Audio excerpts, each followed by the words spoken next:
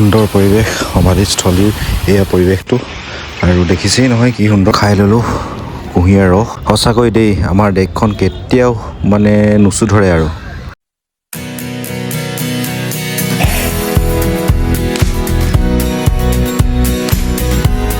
আৰু এতিয়া হোটেলৰ পৰা ওলাই আহি মেলি মেজিক এখন ল'লোঁ এতিয়া মেজিকখন এতিয়া আমি গৈ আছোঁ মানে মই গৈ আছোঁ জালুকবাৰীলৈ আৰু জালুকবাৰীৰ পৰা ঘৰলৈ যাম আৰু কি ঘূৰোঁ কি নুফুৰোঁ আপোনালোকক দেখাবলৈ চেষ্টা কৰিম ভিডিঅ'টো আৰম্ভণিৰ পৰা শেষলৈ চাই থাকিব আৰু এতিয়া আছোঁ মই জালুকবাৰীত আৰু জালুকবাৰী এয়া দেখিছে ওচৰতে ডক্টৰ ভূপেন হাজৰিকাৰ সমাধিস্থলী যিসকলে জানে আৰু যিসকলে নাজানে কৈ দিছোঁ গুৱাহাটী ইউনিভাৰ্চিটিৰ ওচৰতে জালুকবাৰীত ডক্টৰ ভূপেন হাজৰিকাৰ সমাধিস্থলী আছে তাতে এতিয়া ভিতৰত এণ্ট্ৰি কৰিম ইয়াতে কোনো ধৰণৰ টিকেট চিকেটৰ ল'বলৈ প্ৰয়োজন নাই নিজৰ নামটো এণ্ট্ৰি কৰি আৰু ফোন নম্বৰটো এণ্ট্ৰি কৰি ভিতৰত সোমাব লাগে আৰু পৰিৱেশটো খুবেই ধুনীয়া আৰু সুন্দৰ চাফ চিকুণ কৰি ৰাখিছে কিন্তু বাহিৰত অলপ দেখিলোঁ বৰ জাবৰ জোঁথৰ পেলাই থৈছে আৰু কোনে পেলাই থৈছে সেইবিলাকো আপোনালোকক দেখাবলৈ চেষ্টা কৰিম আৰু ভিতৰৰ দৃশ্যটো আপোনালোকক দেখাবলৈ গৈ আছোঁ বলক আৰু আপোনালোকক এতিয়া ওচৰলৈ লৈ গৈ আছোঁ পৰিৱেশটো কেনেকুৱা ভিতৰত কি আছে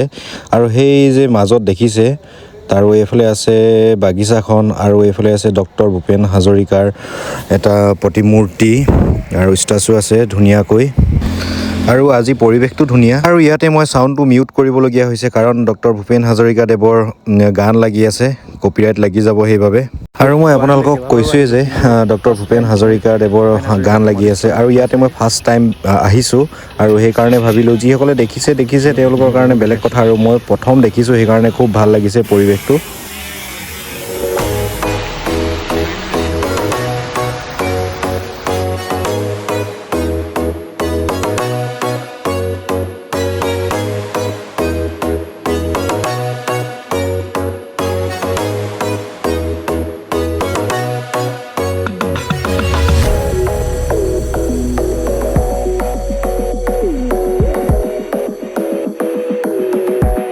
আৰু এতিয়া আপোনালোকক লৈ গৈ আছোঁ ডক্টৰ ভূপেন হাজৰিকা সংগ্ৰহালয় ভিতৰত কিন্তু জোতা চেণ্ডেল এইবিলাক আপোনালোকে সুমিয়াব নোৱাৰিব আৰু নিজেও এইটো কমন চেন্স আৰু যাতে সুমিয়াব নালাগে কোনো আৰু বাহিৰৰ পৰিৱেশটো সংগ্ৰহালয়ৰ বাহিৰৰ পৰিৱেশ যেনেকুৱা আছে নহয় পৰিৱেশটো ইমান সুন্দৰকৈ বনাইছে তাক শলাগিব লাগিব আমি আৰু পৰিৱেশ দেখিছে কি সুন্দৰ আৰু পানীখিনি ইমান ধুনীয়াকৈ তেওঁলোকে হেৰি কৰি থৈছে কি ক'ম আৰু ইয়াৰ ভিতৰত দেখাবলৈ চেষ্টা কৰিছোঁ ভিতৰলৈ লৈ আহিছোঁ আপোনালোকক ইয়াৰ ভিতৰৰ পৰিৱেশ ডক্টৰ ভূপেন হাজৰিকাৰ সংগ্ৰহালয় আৰু তেওঁ ক'ত সংগীতানুষ্ঠান কৰিছিল সেইবিলাকৰ ফটো সুন্দৰকৈ ইয়াত লিপিবদ্ধ মানে সংগ্ৰহ কৰি থৈছে ফটোবিলাক মাৰি পেলাই আৰু এয়া দেখিছে ডক্টৰ ভূপেন হাজৰিকাৰ পুত্ৰ আৰু নাতি তেজ হাজৰিকা আৰু তেজ হাজৰিকাৰ পুত্ৰ মাজত আছে ভূপেন হাজৰিকা আৰু ৰাইট চাইডে আছে তেওঁৰ নাতি তেজ হাজৰিকাৰ পুত্ৰ আৰু ডক্টৰ ভূপেন হাজৰিকাৰ নাতি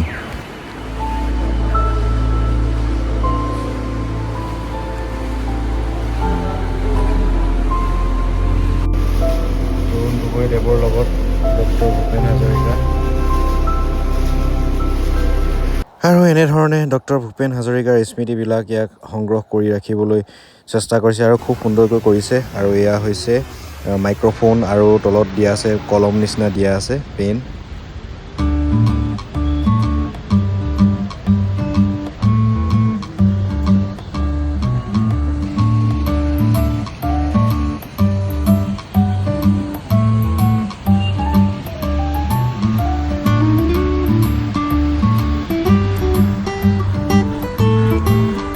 ইয়াতে ডক্টৰ ভূপেন হাজৰিকা দেৱক ৰাখিছিলে এয়া হৈছে সমাধিস্থলী আৰু এইটোৱে হৈছে ডক্টৰ ভূপেন হাজৰিকাৰ মেইন সমাধিস্থলীটো ইয়াতে তেওঁক পঞ্চভূতত বিলীন হৈ গৈছিলে ইয়াতে ৰাখিছিলে তেওঁক জ্বলাইছিলে আৰু এয়া হৈছে পৰিৱেশ আৰু এইফালে এইটো দেখিছে কলম ওপৰত মাইক্ৰফোন ইমান সুন্দৰকৈ সজাইছে নহয় ক'বলৈ ভাষা নাই আৰু এইফালে বাগিচাখন আৰু যেতিয়া তেওঁ ইয়াক পঞ্চভূতত বিলীন কৰিছিল কিমান যে মানুহ ভিৰ হৈছিল ইয়াৰ ওচৰলৈ কোনো আহিবই পৰা নাছিল চাগে যিকেইজন আহিছিল সদাশয় যিজন বিশিষ্ট ব্যক্তিসকলহে ইয়ালৈ ওচৰলৈ আহিব পাৰিছিল তো দেখিছিলে আপোনালোকে আৰু ভিতৰত সোমাই মেলি আহিলোঁ খুব পানী পিয়াহ লাগিলে তাকে ভাবিলোঁ পানীৰ জেগাত কুঁহিয়াৰ ৰস খাই দিওঁ আৰু খালোঁ। খুব সুন্দৰকৈ বনালে, মিঠা আছিলে, খালোঁ। আৰু এয়া হৈছে বাহিৰৰ পৰিৱেশ, বাহিৰৰ পৰা দেখাই দিছোঁ আপোনালোকক। আৰু এই পৰিৱেশটো দেখিলে খুব বেয়া লাগে। দেখিছে কিমান জাবৰ জোঁথৰ। ওচৰতে আছে ডক্টৰ ভূপেন হাজৰিকাৰ সমাধিস্থলী আৰু তাৰ ওচৰতে এনেকৈ তেওঁলোকে ব্যৱসায় কৰিছে, কৰক, কিন্তু এনেধৰণে জাবৰ জোঁথৰ পেলাব নালাগে। এই জাবৰ জোঁথৰবিলাক তেওঁলোকে পেলোৱা এইফালে পৰি আছে, গেলা আপেল, গেলা কমলা এইবিলাক পেলাইছে ভিতৰত। কিন্তু এইটো প্ৰশাসনে কিবা এটা ব্যৱস্থা গ্ৰহণ কৰিলে ভাল হয় আৰু, কাৰণ ডক্টৰ ভূপেন হাজৰিকা সমাধিস্থলীৰ ওচৰত এনেধৰণে লেতেৰা কৰি থ'লে তো শোভা নাপায়। তো গতিকে এই ব্যৱস্থাটো কিবা এটা ব্যৱস্থা ল'লে ভাল হয় আৰু এইফালে উত্তৰ গুৱাহাটীলৈ যাবলৈ এখন ব্ৰিজ বনাই আছে বহুত ধুনীয়াকৈ, যিখন আমি টিভিত দেখি থাকোঁ।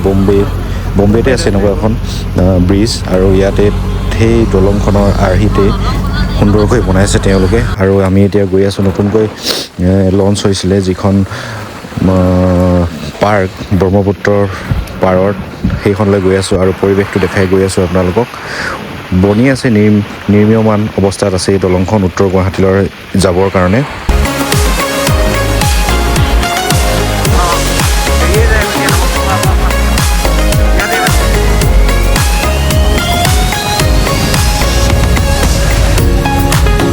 আৰু এইখনে হৈছে সেই পাৰ্কখন যিখন ট্ৰেণ্ডিঙত আছে গুৱাহাটীত, ব্ৰহ্মপুত্ৰ নদীৰ পাৰত আছে।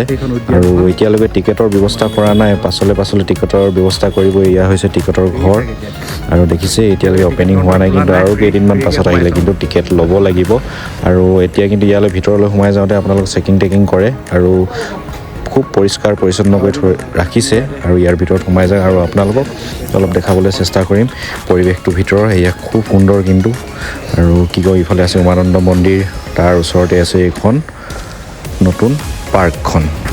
আৰু এই পাৰ্কখনৰ নাম সতী ৰাধিকা শান্তিৰ উদ্যান হিচাপে নামটো ৰাখিছে, আৰু খুবেই সুন্দৰ। আৰু এইফালে উত্তৰ গুৱাহাটীলৈ যাবৰ কাৰণে যিখন ব্ৰিজ বনাইছে নহয়, কি ক'ম আৰু, খুব সুন্দৰকৈ বনাই আছে। আৰু পৰিৱেশটো খুব ধুনীয়া। আৰু আগলৈ গৈ আপোনালোকক দেখাওঁ বলক, আৰু স্ক্ৰিপ্ট নকৰাকৈ চাই থাকিব ভিডিঅ'টো।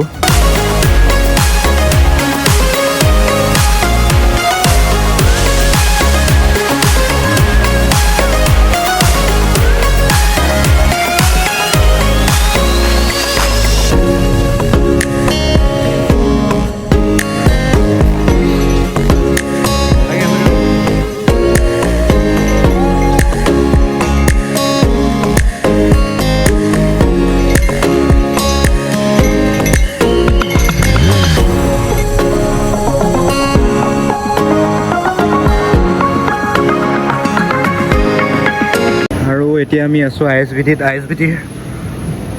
গুৱাহাটী ISBTৰ ৰাতিৰ পৰিৱেশটো আপোনালোকক দেখাবলৈ অলপ চেষ্টা কৰিছোঁ। দেখিছে কিমান ধুনীয়া ধুনীয়া বাছ, মানে দেখিলেই লৈ লওঁ লাগে আৰু এই পৰিৱেশটো দেখিছোঁ আপোনালোকে। এয়া হৈছে গুৱাহাটী ISBTৰ ৰাতিৰ পৰিৱেশ। এই বাছ ৰাতি খালী হৈ যাব আৰু যিমান বাছবিলাক আছে ইয়াত দেখিছে। আৰু আমাৰ বাছখন সেইখন দ্বীপ এক্সট্ৰাচিয়া, এখন বাছত যাম আমি। আৰু ৰাতি কালি এখনতে আহিছিলোঁ মই, আৰু এইখনতে যাম, এইখন বাছ।